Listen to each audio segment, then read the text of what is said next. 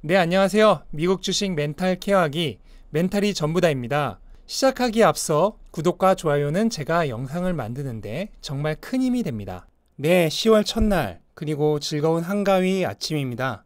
어제는 시장이 3대 지수 모두 상승하면서요. 전반적으로 대부분의 기업이 오르는 하루였고 역시나 모두가 오르거나 모두가 내리는 시장의 동기화가 계속 진행 중입니다. 어제는 왼쪽 위에 테크주와 그리고 가운데 아래 헬스케어 기업들이 특히나 강세였고요.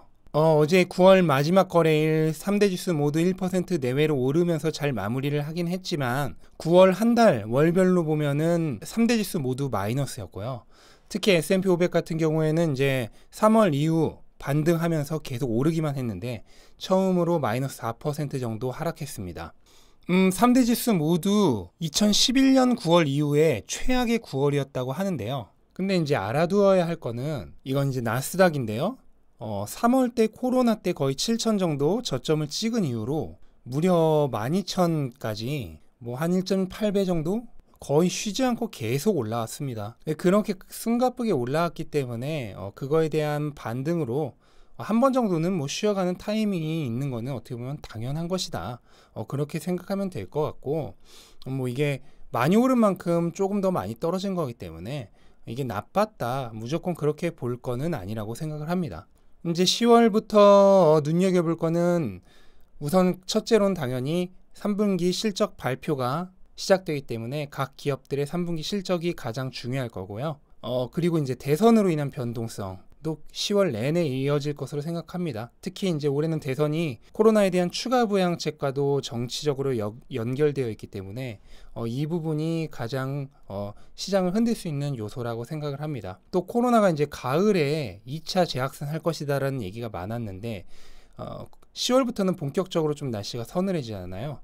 그래서 이 부분도 눈여겨봐야 할 것 같습니다. 아무래도 9월만큼이나 변동성이 큰 한 달이 되지 않을까 생각을 합니다. 그리고 첫 번째 대선 토론회에서 대부분 바이든이 이겼다는 평가가 많았습니다. 그래서 바이든의 지지율이 올라가고 트럼프 지지율이 내려갔다는 건데요. 아직 두 번의 토론이 더 남아있고 또 실제로 투표를 해보기 전까지는 누가 당선될지 알 수 없기 때문에 뭐 미리 짐작할 필요는 없다고 생각을 합니다. 네, 테슬라는 어제 2.7% 정도 오르면서 저번 주에 $350 바닥 찍은 이후에 정말 계속해서 강한 모습을 이어가고 있는데요. 애프터장에서도 $430 넘기면서 순항을 했습니다. 아마도 배터리 데이 전의 고점이었던 $460까지는 무난히 가지 않을까 생각이 됩니다. 단 $460 부근에 지금 물려있는 사람들이 많이 있겠죠. 그러니까 그 사람들이 자기가 산 가격이 오면은 팔려고 할 거 아니에요. 그래서 $460 부근에서는 저항이 조금 있을 수 있습니다.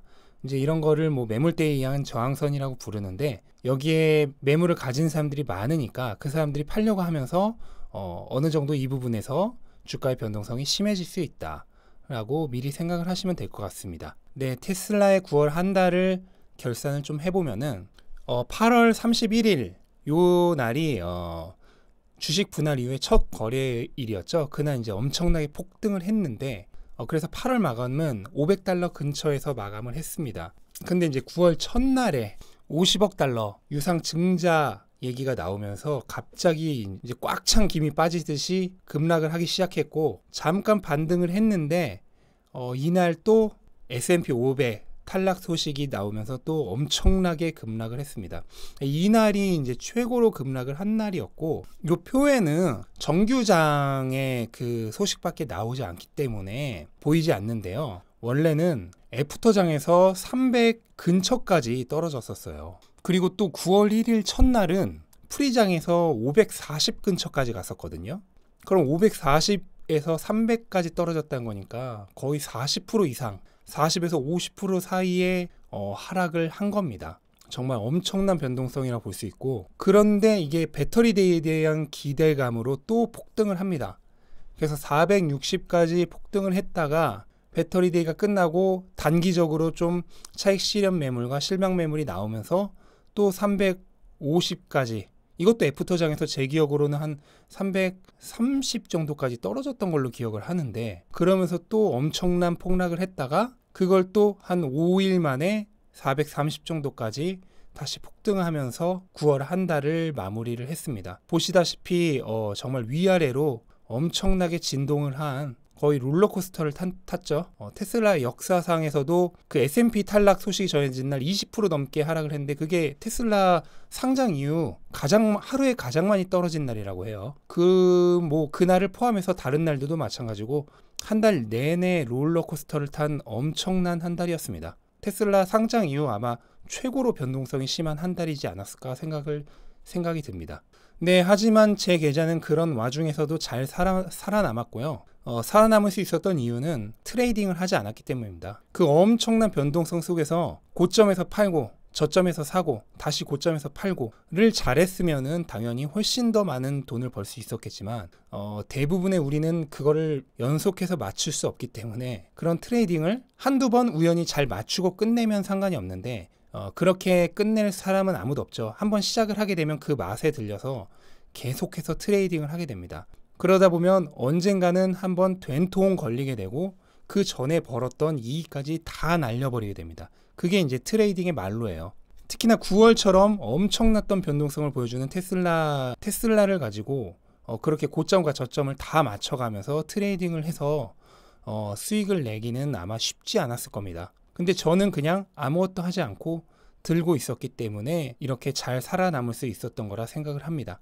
그러니까 여러분들도 괜히 고점과 저점 사이에서 트레이딩해서 돈을 벌려고 하지 마시고 기업의 장기적인 가치만을 생각을 하면서 주가는 결국 기업의 본질적인 가치에 수렴한다는 그 사실 하나만을 생각을 하면서 그냥 오래오래 주식을 꼭 붙들고 있으시길 바랍니다. 그게 개미가 돈을 버는 가장 쉬운 길입니다. 네, 이렇게 어쨌든 버라이어티한 한 달을 마무리를 했고요. 앞에서 대선 얘기를 잠깐 했는데 다음에 트럼프가 당선이 될 때 또는 바이든이 당선이 될 때 테슬라에게는 각각 어떤 장단점이 있을까 좀 알아보는 시간을 다음에 기회를 내서 가져보도록 하겠습니다. 다음에 시간이 될 때 영상을 만들어 보도록 하겠고요. 오늘은 즐거운 한가위입니다. 모두 가족들과 함께 행복한 추석 보내고 계신지 모르겠네요. 저도 이제 영상을 업로드하고 나서 부모님 댁으로 갈 예정이고요. 오늘 이동하시는 분들은 정말 모두 조심히 다녀오시기 바라고 영상은 여기서 마치겠습니다. 긴 영상 끝까지 봐주셔서 감사드립니다.